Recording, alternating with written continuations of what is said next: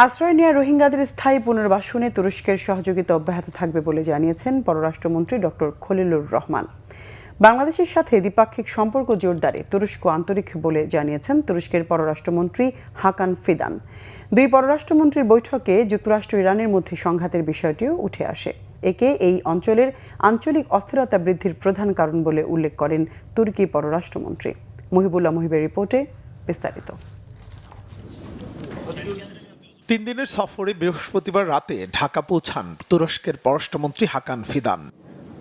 শুক্রবার দুপুরে হোটেল ইন্টারকন্টিনেন্টালে সফররত তুরস্কের পররাষ্ট্রমন্ত্রীর সাথে দ্বিপাক্ষীয় বৈঠক করেন বাংলাদেশের পররাষ্ট্রমন্ত্রী doctor Khalilur Rahman.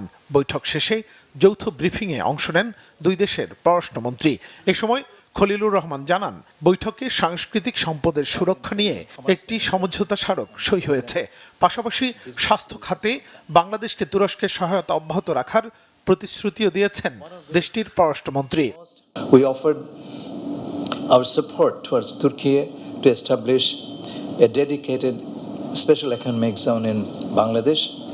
We also requested for expansion of cooperation by TICA, Turkish Cooperation Agency, toward investment, a Turkish Investment Promotion Agency, toward investment, trade and industrial partnerships, taking advantage of Bangladesh's current political stability, business-friendly environment and growing domestic market. We pointed out the possible sectors for investment by Turkey, such as textiles and apparels, defense item manufacturing, shipbuilding, pharmaceuticals, infrastructure, renewable energy, ICT, smart technologies and civil aviation.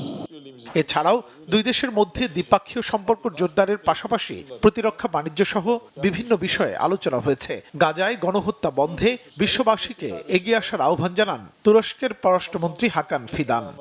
Köklü ortaklığımızı geniş bir yelpazede derinleştirme ve sağlam temeller üzerinde çok daha güçlü ve vizyoner bir boyuta taşıma hedefimize yönelik gayretlerimizi sürdürüyoruz. İkili ticaret hacmimizi 1,3 milyar dolar düzeyinden 2 milyar dolara yükseltmek için yapılabilecek çalışmaları da ayrıca ele aldık. Başta savunma sanayi olmak üzere çeşitli alanlarda işbirliğimizi geliştirmeye yönelik atılabilecek adımlar mevcut. Bunların da teker teker üstünden geçtik. এছাড়াও দক্ষিণ এশিয়ায় শান্তি প্রতিষ্ঠায় বাংলাদেশের সরকারের ভূমিকার প্রশংসাও করেন তুরস্কের পররাষ্ট্রমন্ত্রী। মুহিবুল্লাহ মুহিব, বাংলা ভিশন, ঢাকা।